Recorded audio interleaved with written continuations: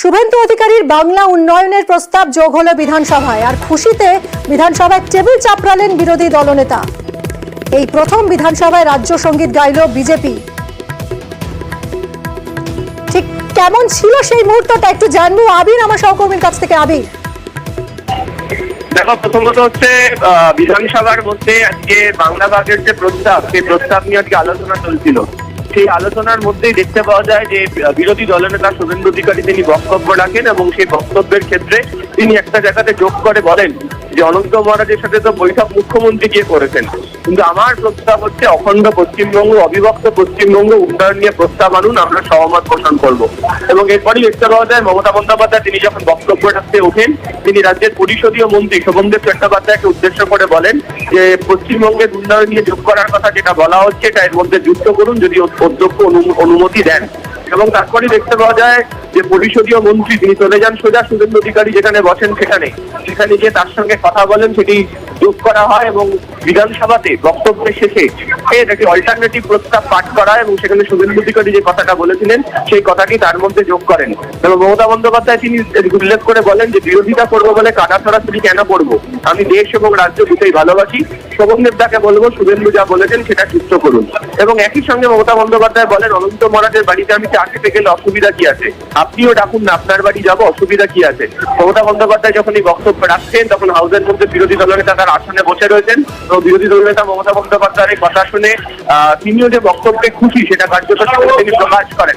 এবং এরপর দেখতে পাওয়া যায় যে একাধিকবার শোভনদেব চট্টোপাধ্যায় তিনি বিরোধী দলনেতার কাছে যান, বিভিন্ন সময় তার সঙ্গে কথা বলেন এবং এরপর যখন মমতা বন্দ্যোপাধ্যায় প্রস্তাব দেন যে রাজ্য সঙ্গীত এবং জাতীয় সঙ্গীত দুটোই যেন হয়, অন্যান্য সময় দেখতে পাওয়া যায় যে রাজ্য সঙ্গীত হলে বিজেপি তার বিরোধিতা করে, কিন্তু আজকে রাজ্য সঙ্গীত থাকাকালীন বিজেপির সমস্ত বিধায়কদেরকে নিয়ে বিরোধী দলনেতা তিনিও তাতে যোগ দেন এবং জাতীয় সঙ্গীত অবশ্যই সমস্ত যারা প্রতিনিধিরা ছিলেন তারাও দেন।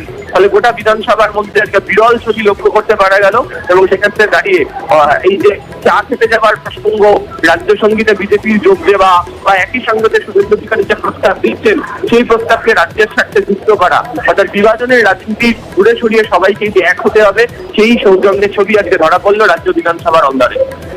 একদমই, অনেক ধন্যবাদ আবির, তুমি আমাদের সঙ্গে থাকো। এক বিরল সৌজন্যের ছবি আজ ধরা পড়েছে বিধানসভায়। আর এরই পাশাপাশি বাংলা ভাগের বিরোধিতায় সরব হয়েছেন মমতা বন্দ্যোপাধ্যায়। বিধানসভায় বাংলা ভাগের বিরোধিতায় মমতা বন্দ্যোপাধ্যায় তিনি বলেছেন পশ্চিমবঙ্গ এক থাকবে, আমরা ভাঙতে দেব না। আবির, আজ মমতা বন্দ্যোপাধ্যায় ঠিক এই নিয়ে কি বললেন? প্রথমত হচ্ছে যে বঙ্গ ভাগের যে বিরোধিতার কথা, সেই বিরোধিতার কথা মমতা বন্দ্যোপাধ্যায়ের গলাতে উঠে আসে এবং তিনি সেখানে বলেন যে বাংলাকে এক রাখার জন্য বাংলার ঐক্য এবং সম্প্রীতি হচ্ছে বাংলার সম্পদ, তার কঠোর রাখা হবে।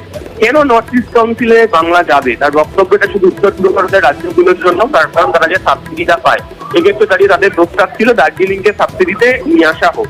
একই সঙ্গে তিনি বলেন যে বাংলায় অনেক মানুষ আছেন যারা বাংলায় থাকেন না, কিন্তু তারা বাংলার যে বিভিন্ন প্রকল্পের যে বিষয়, তার স্বাস্থ্যসাথী, রেশন, এই সমস্ত কিছু পান, তারা এই নিয়ে কারোর সাথে কোনো ভেদাভেদ করেন না, তারা ইউনাইটেড ইন্ডিয়ার পক্ষে। এবং এই প্রসঙ্গে তিনি বলতে মনে করিয়ে দেন যে শ্যামাপ্রসাদ মুখার্জির জন্মদিন রাজ্যে তারা পালন করেন এবং পরিকাঠামো উন্নয়ন হোক, এক্ষেত্রে দাঁড়িয়ে কেন্দ্র 100 দিন বা আবাসের টাকা না দিলেও সেই কাজ যে কোনোভাবে আটকায়নি, এটা চলতে থেকেছে, সেই প্রসঙ্গের কথাও তিনি মমতা বন্দ্যোপাধ্যায়কে বলতে শোনা যায়। সব মিলিয়ে তিনি যেটা বলেছেন যে পশ্চিমবঙ্গ এক থাকবে, ভাঙতে দেওয়া হবে না এবং হাউসের স্বার্থে যেন সেটা থাকে, এই প্রসঙ্গের কথা বারবার উঠে এসেছে মমতা বন্দ্যোপাধ্যায়ের কথা। ধন্যবাদ আবির।